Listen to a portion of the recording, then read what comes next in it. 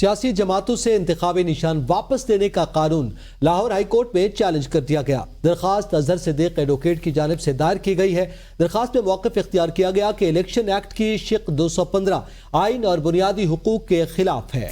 Election commission کے کسی جماعت سے انتخابی نشان واپس لینے کا اختیار آئین کے منافی ہے۔ سپریم کورٹ قرار دے چکی کہ پارٹی الیکشن کا عام انتخابات پر کوئی اثر نہیں ہو سکتا۔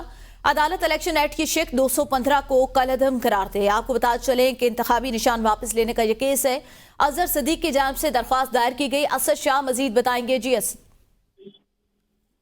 جی بالکل، عام انتخابات کے جو ہے انتخابی نشان ہیں ان کو لاہور ہائی کورٹ میں چیلنج کر دیا گیا۔ اظہر صدیق کی توسط سے جو چیلنج کیا گیا انتخابی نشان واپس لینے کے قانونی کے خلاف لاہور ہائی کورٹ سے رجوع کیا گیا۔ ایک درخواست دائر کی گئی ہے جس میں نکتہ اٹھایا گیا کہ الیکشن ایکٹ کی شق 215 آئین کی بنیادی حقوق کی خلاف ورزی ہے اور الیکشن کمیشن کے کسی بھی جماعت انتخابی نشان واپس لینے کا اختیار نہیں ہے۔ درخواست میں نشاندہی کی گئی کہ سپریم کورٹ قرار دے چکی ہے کہ پارٹی الیکشن عام انتخابات پر کوئی اثر نہیں ہو سکتا۔ الیکشن ایکٹ کی شق 215 کالعدم قرار دیا جائے۔ درخواست میں یہ بھی استدعا کی گئی ہے کہ الیکشن کمیشن کی جانب سے پی ٹی آئی کا انتخابی نشان واپس لینے کو غیر قانونی عمل قرار دیا جائے۔ جی صحیح، بہت شکریہ اسد۔